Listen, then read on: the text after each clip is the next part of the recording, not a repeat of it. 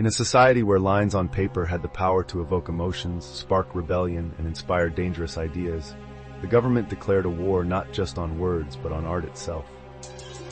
Manga, once celebrated for its rich storytelling and vivid imagery, now lay condemned, judged as fuel for the wildfire of resistance that threatened the very fabric of a controlled society.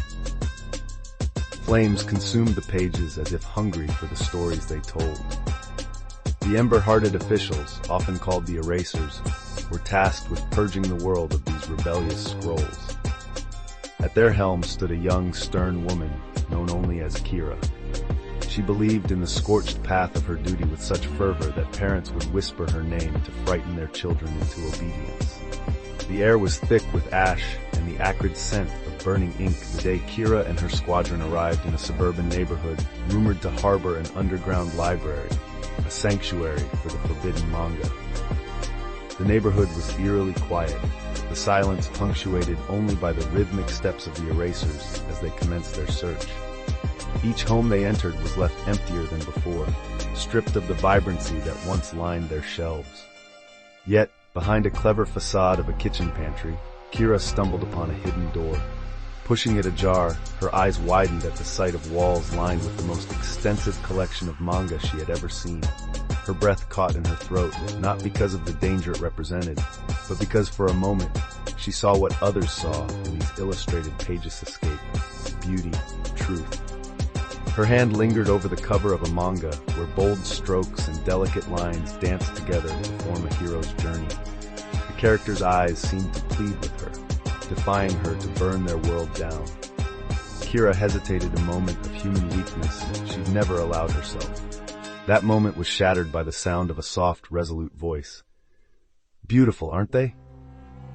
An elderly woman stepped from the shadows, her silver hair a stark contrast against the vibrant spines of the books. Kira regained her composure, straightening her uniform adorned with ember badges of honor. "They're dangerous," she declared, her voice devoid of earlier uncertainty. The woman locked eyes with Kira, her gaze reflecting years of wisdom and sorrow. "Only to those who fear change," she said. "You know, they burnt books in your history once before, and look where that led." Kira's hand involuntarily tightened around the manga. She'd heard whispers of the past, of a time when books were burned and culture was deemed a threat. This was different though. She was maintaining order, wasn't she? With a clenched jaw, Kira ordered her team to collect the manga. But instead of setting them ablaze immediately, she commanded, "Take them to the central purging facility. All of them." As the manga were carried away, the elderly woman's words haunted Kira, tugging at the edges of her conviction. That night, instead of returning to her quarters, she detoured to the facility where the manga awaited destruction. Under the cloak of darkness, she unlocked the door and began to read. Page by page, story by story, an awakening began.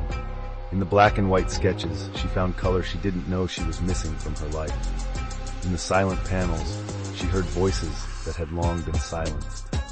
Kira's firm belief in her mission wavered and crumbled like burnt paper edges under her newfound doubt.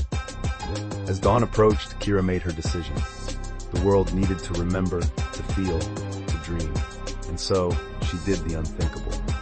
With the light of the rising sun illuminating her path, Kira walked out of the facility, manga in hand, ready to share the flame of rebellion that had been ignited within her not with fire, but with the power of a story that refused to be burnt away.